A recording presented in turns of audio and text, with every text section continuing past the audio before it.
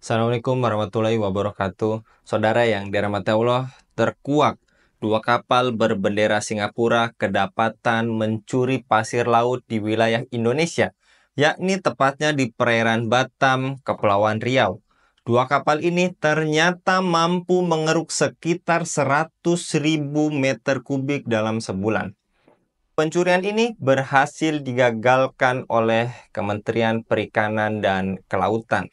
Menurut Direktur Jenderal Pengawasan Sumber Daya Kelautan dan Perikanan, Pung Nugroho Saksono, nahkoda kapal tersebut mengaku mereka sering masuk ke perairan Indonesia.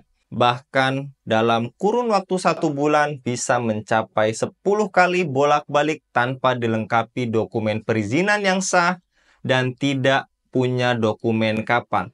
Dokumen yang ada hanya ijazah nahkoda dan akte kelahiran. Adapun kapal keruk itu membawa 10.000 meter kubik pasir dan terdapat 16 orang anak buah kapal terdiri dari 2 orang WNI, 1 orang asal Malaysia dan 13 orang warga negara Cina. Pak Ipung juga menjelaskan peraturan pemerintah nomor 26 tahun 2023 tentang pengelolaan sedimentasi di laut merupakan salah satu landasan hukum dalam pengendalian kawasan pesisir dan pulau-pulau kecil. Pemerintah bertanggung jawab dalam melindungi dan melestarikan lingkungan laut. Negara harus hadir menertibkan sebagai komitmen untuk mewujudkan ekologi sebagai panglima agar pengelolaan sumber daya kelautan ini bisa lestari dan sesuai peraturan. Kalau laut ini dikelola dengan baik, pemerintah bisa memastikan semuanya sesuai dengan peraturan yang ada. Pencurian pasir laut Indonesia oleh Singapura sangat merugikan ekonomi nasional. Menurut perhitungan Selios, potensi kerugian produk domestik bruto Indonesia mencapai 925,2 miliar rupiah atau hampir 1 triliun rupiah. Selain itu, tercatat potensi penurunan PDB sektor perikanan sebesar 679,8 miliar rupiah. Jumlah nelayan yang berkurang sebanyak 15.566 orang. Dan potensi ekspor yang hilang sebesar 250 miliar rupiah.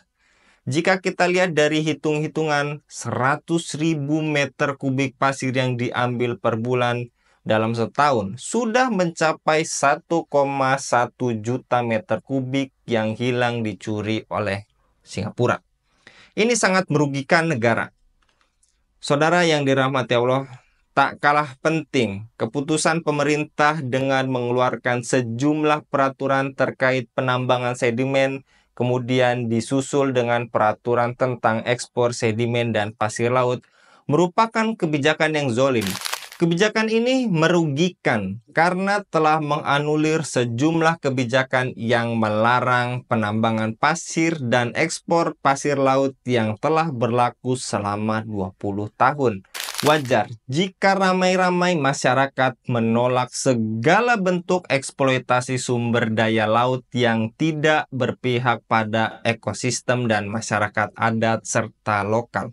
Sehingga banyak yang mendorong pemerintahan baru untuk membatalkan PP nomor 26 tahun 2023 tentang pengelolaan sedimentasi di laut serta aturan turunannya.